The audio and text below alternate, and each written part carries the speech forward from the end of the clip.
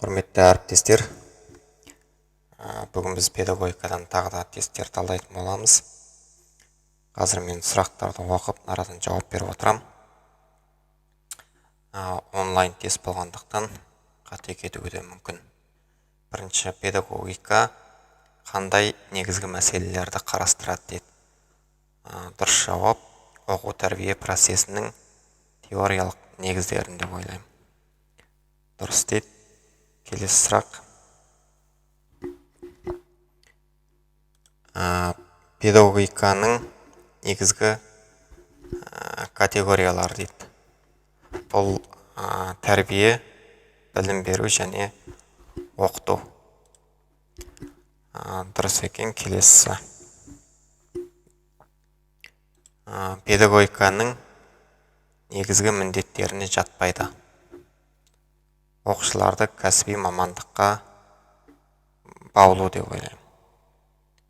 Дұрыс.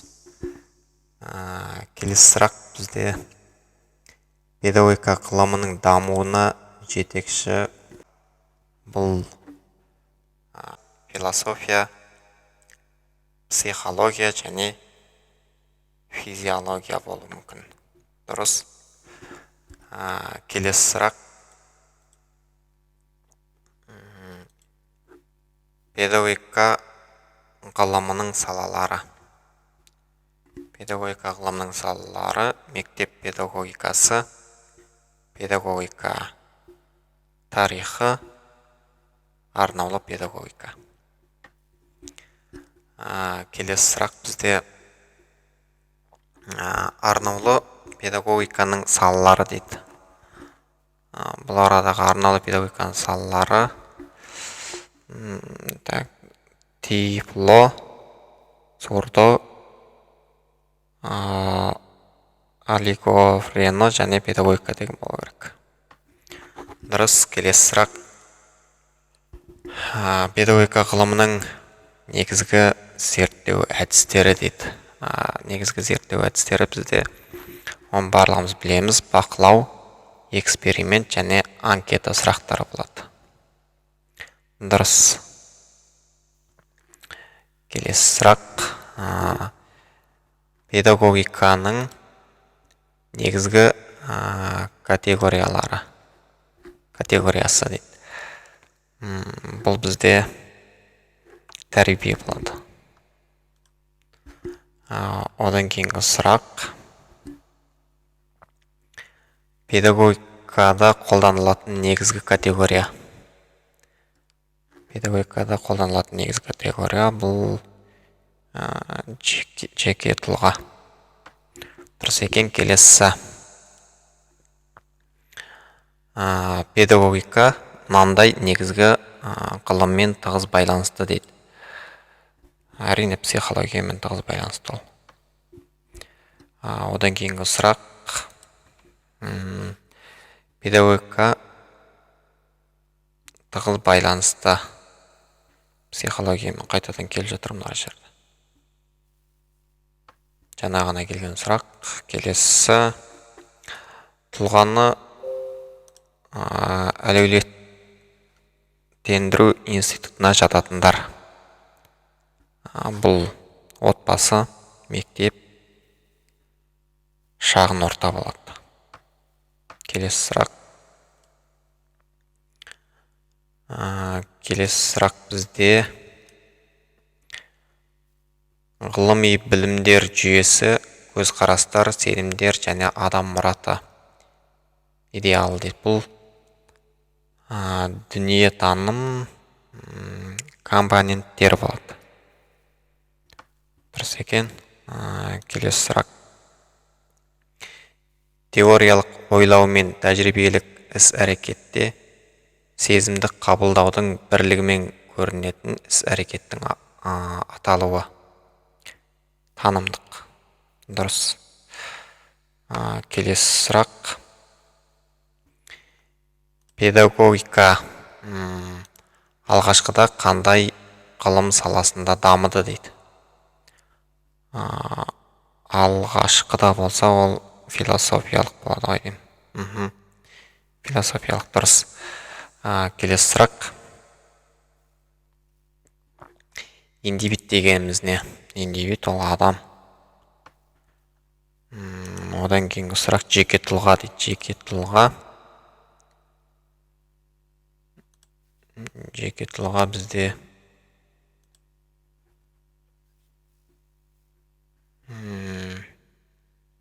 индивид па, қайсысы атына? Қате дейді, жарайды, қателесіп кеттім. Одан кейінгі сұрақ қандай екен? Бізде педагогикаға жатады. Жаратылыстану. Келесі сұрақ: Қазақстан Республикасының білім беру жүйесін басқару мына негізде жүргізіледі.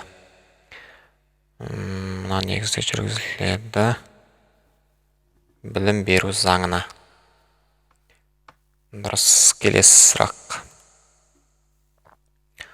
ұлы дидактиканы жазған кім? Каменский. Бұны білмейтін адам жоқ шығар енді. Каменский деген кісіні. Келесі сұрақтар: жас ерекшелік педагогикасына қатыстылар. Этнопедагогика дейді, осы келеді ау. Осы дұрыс екен. Келесі сұрақ: қазіргі замандағы педагогиканың атқаратын қызметі ғылыми теориялық, практикалық, болжам жасаушылық. Келесі: педагогика ғылымы байланысты психологияны неше рет келіп отырады? 3 рет қайталанды. Келесі сұрақ: мектептің білім беру жүйесіне жатқызылады дейді. Білім беру ұйымдарының жиынтығы орта білім беру мекемелері, жоғарғы оқу орындары және колледждер осы болады. Келесі сұрақ: жеке тұлғаның объективті қоғамдық қатынасқа икемделуі. Әлеуеттену осы болады. Келесі сұрақ бізде: жеке тұлғаның дамуындағы негізгі қозғаушы күшіне жататындар. Тұқымқуалаушылық, қарама-қайшылық, тәрбиенің принциптері, тәрбие әдісі, өзін-өзі тәрбиелеу әдісі, қарама-қайшылық. Келесі сұрақ: тұлғаның дамуына әсер ететін жетекші фактор. Орта тәрбие, тұқымқуалаушылық. Қарым-қатынас ол адамның мінез-құлқы, алған білімді меңгеру, тұлғаны көзін жетіру, айнала қоршаған дүние мен адамдар арасындағы байланысты тұрақтандырушы. Қарым-қатынас. Қоршаған дүние мен адамдар арасындағы байланыс. Келесі сұрақ: жеке тұлғаны қалыптастырудың шешуші факторы. Іс-әрекет. Дұрыс. Келесі сұрақ: педагогиканың ғылым ретіндегі дамуын анықтады. Мына жерде адамның өмір мен еңбекке дайындалуының объективті қажеттілігі ойдың осы екен. Дұрыс дейді. Келесі сұрақ: балалардың өздері сайлап алған ұжымдық басқару органы. Өздері сайлап алған, өзін-өзі басқару. Келесі: педагогика терминінің шыққан жері. Ертедегі Грецияда. Дұрыс. Келесі сұрақ: педагогика өз алдына ғылым ретінде ғылым ретінде ғылым болып қай ғасырда бөлініп шықты? Қай ғасырда?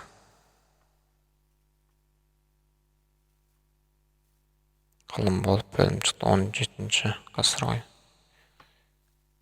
Келесі сұрақ. Мұғалім білуге тиіс емес. Мұғалім білуге тиіс емес.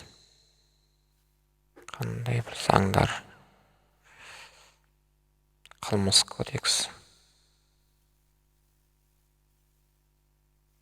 Қандай қылмыс болатынын қайдан білеміз? Деп бір апайлар айтып жетті. Педагогика және психология.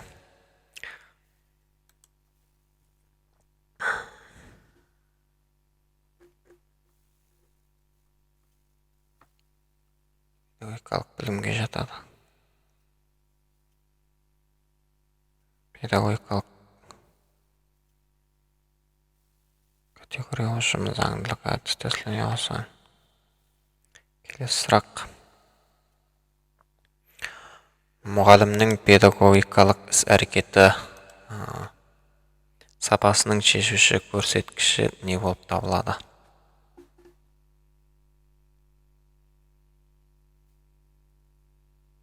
Оқушыны тұлға ретінде дамыту деңгейі. Дұрыс дейді. Келесі сұрақ.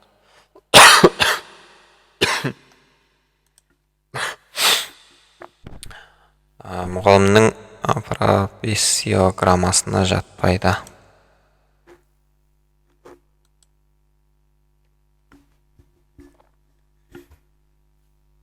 Мұғалімнің профессиограммасына жатпайды. Болашақ кәсіби мұғалімдер даярлау. Жоқ. Болашақ маман жұмысының түрі мен жағдайларына қысқаша сипаттамасы дейді. Қате болды. Екі қате кетті осымен. Педагогикалық іс-әрекет компонентіне жатпайтындар.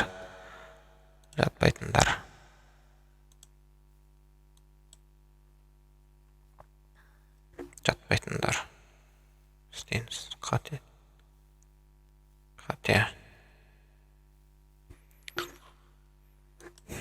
Мұғалімнің инновациялық әрекетіне жатады.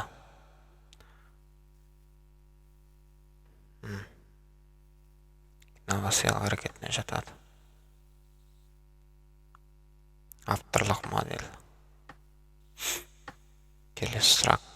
Оқушы мен мұғалімнің кәсіби сауатты қарым-қатынас стилі.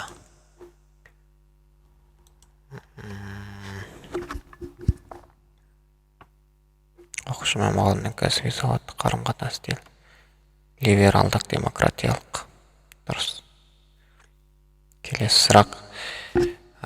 Педагогика пәніне не кірмейді? Педагогика пәніне не кірмейді? Педагогика пәніне не кірмейді? Мұғалімнің педагогикасы әрекеті. Дұрыс екен. Келесі.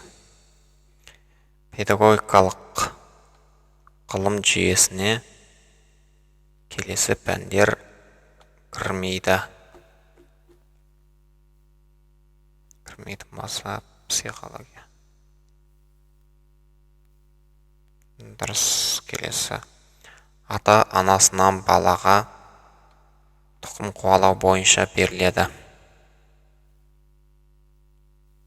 Тұқым қуалау бойынша беріледі. Сұрақ болған бір ретті. Ата-анасынан балаға тұқым қуалау бойынша беріледі. Адамның жеке даму қабілетіне негіз болатын нышандар. Келесі.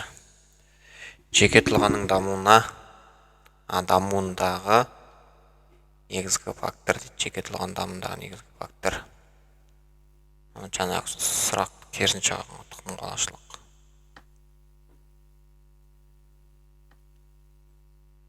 Оқушылардың дамуы бір-бірімен байланысты үш бағытта жүреді. Қандай үш бағытта жүреді?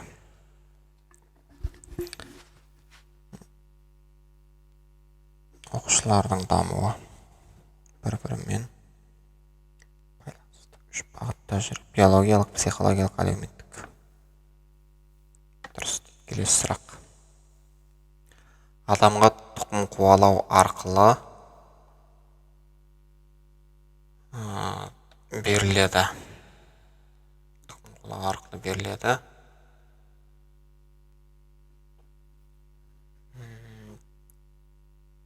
Анатомиялық, физиологиялық ерекшеліктер.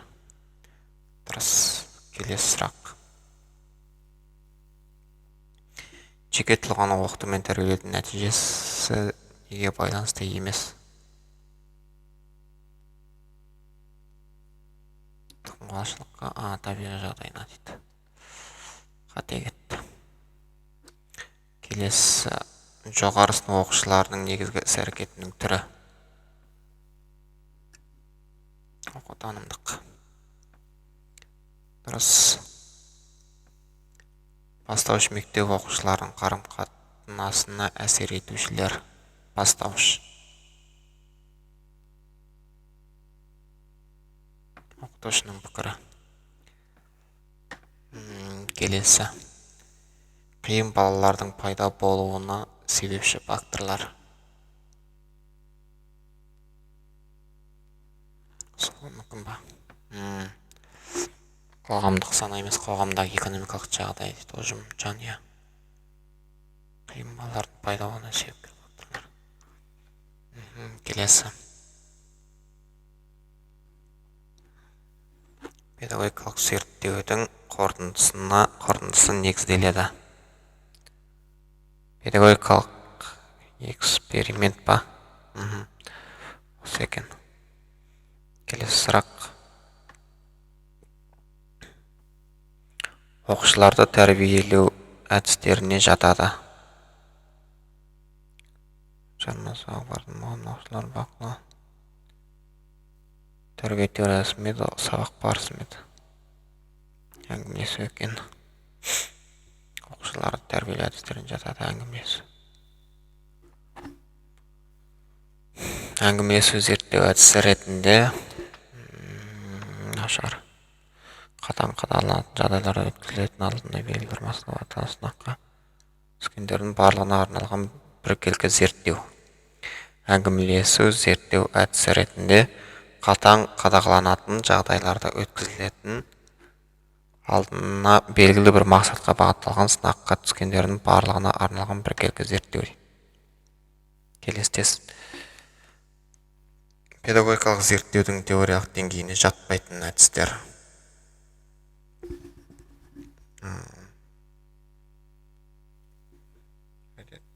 Әдебиетті оқыту дейді. Жатпайтын. Жатпайтын. Бәрібір дәттер сосын шатастыра алым. Педагогикалық зерттеудің теориялық деңгейіне жатпайтын әдістер. Білетіндеріңіз болса, астына комментария жаза кетсеңіздер. Педагогикалық зерттеудің теориялық деңгейіне жатпайтын әдіс әдебиеттерді оқыту екен, ал жататын әдіс қандай болса соны жазып кетсеңіздер.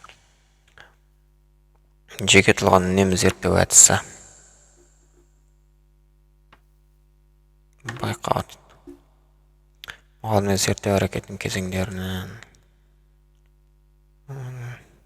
проблеманы дұрыс жарайды, жақсы. Осымен тесін аяқтайық. Баса ұрып кетті. Келесін сосын жалғастырармыз. Әзірге осы. YouTube каналға жазылып, бізді үнемі бақылауда қарап отырыңыздар. Тестерді әрдайым осылай талдап отыратын боламыз. Жақсы, барлықтарыңызға сәттілік.